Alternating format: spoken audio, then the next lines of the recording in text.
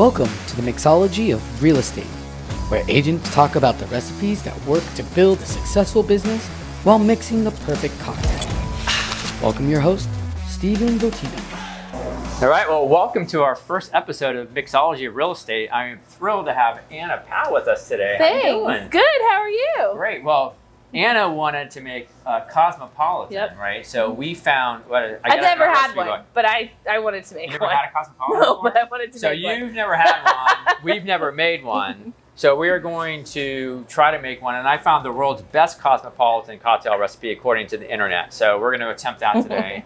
And we're going to talk about Anna's rise to success, working with her network, working with her sphere of influence. And just to let you know, Anna went from being a $1 million producer 2 years ago to finishing last year at a $15 million producer. So obviously she's had some success with this. And we're going to get a little bit of tips from you. We're going to make a cocktail. Yeah. And we're going to have a good time, I hope. We're going to start with 2.5 ounces of citron vodka. Okay, so we got to get some vodka here going on. We got the here, I'll let you go first. You Okay. can measure base, right? So this is an ounce and some change. So I need Ounce and a quarter, so two of those. two of these. Like if you all the go way. over a little bit, that's probably okay. So while we're making this, so what got you really kind of concentrating on your network and really focusing on that part of your business to get it going? I don't think I realized this when I did start it, but now what I realize with working with your sphere of influence, which I think is really nice, is most of our time and our energies and our marketing budget and all of those things are really dedicated to our friends and family. It feels like a really rewarding way to do business. So I don't know if I knew that when I started, but it's certainly the motivation to keep that path It's going. obviously working for you. And by the way, this is probably the first cocktail you've had since you had your twins. Yeah, Right, 6 so weeks this is ago. extra exciting for you. So Yeah, it's all happening today. So what we got next here? We need an ounce of triple sec. This makes me feel like a real bartender. That could be your next career. If the real estate thing doesn't work out. There There we go. Awesome. It Awesome. Does it smells smell really good? strong. I hope there's some I other hope. items that are going into this beverage. There's a few other. Okay, now we're gonna add an ounce of cranberry juice. Just 1 ounce, huh? Seems like oh, here we it go. should be more. We've already got some. So I'll measure that out. Yeah. Give it a little bit of color. Whoop. You made the transition. So when you came to us 2 years ago, you were actually thinking about getting out of real estate. Yep. And it's really been a transformation for you working with your sphere of influence and having a lot of fun doing it. And you guys are having a ton of fun. Yeah. In the office. And Wait, Steven, have you had a Cosmo before? oh yeah, I've had about everything you can have in a bar.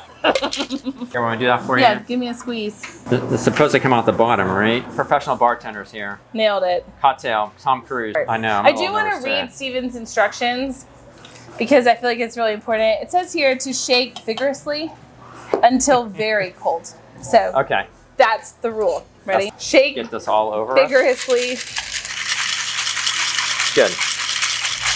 Do you remember Yeah. the shake weights? I do not. Yeah, there you go. You got it. Look at that. Oh, it's so pretty. I think I might have made that too full. That's okay. You need extra. You did give birth to twins.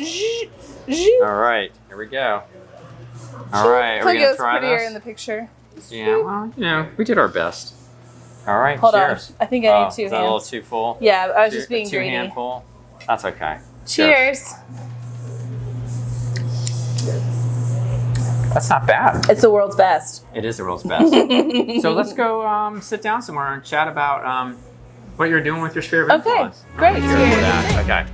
So we were talking about how you had so much success working your sphere of influence. So what are some of the key things that you're doing that's seen this exponential growth?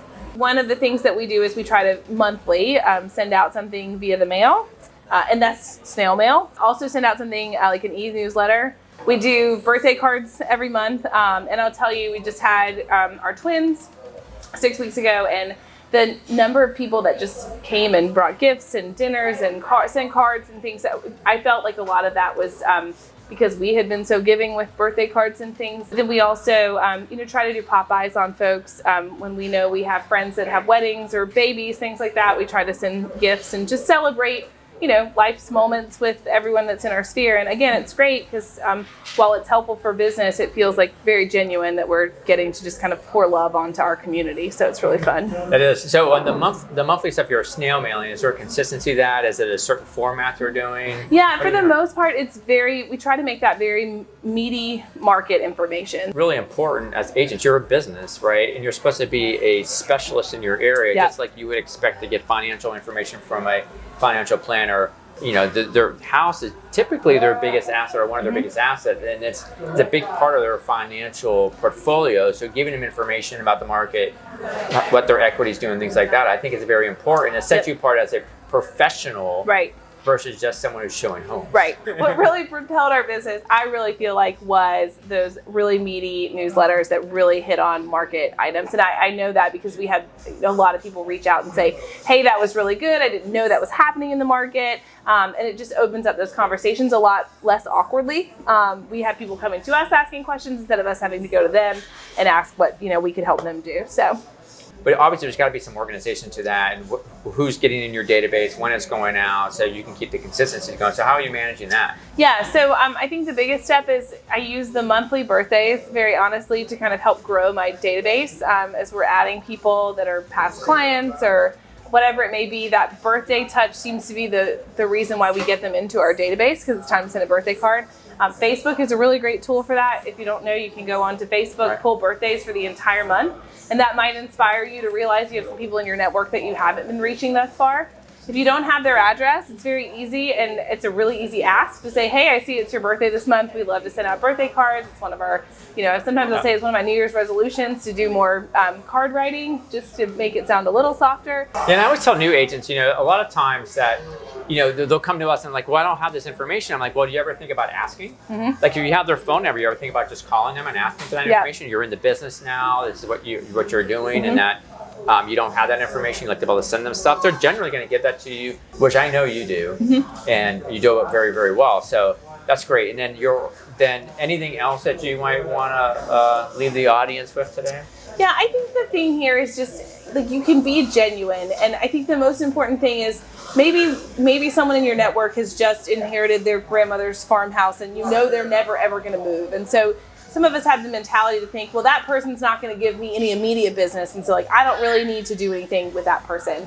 But what you have to realize is your network should not just be folks that are buying and selling. I hear one of your friends. So sorry, I'm trying to ignore it. She brought one of them to work. So our producer said, since we got a lot of baby noise in the background, we should introduce you to the little one. So we're bringing him into the shot at a bar. This is Jay and Will. Hello, I know, and not very happy right now to be sitting to the bar and talk to her boss. This is such good stuff.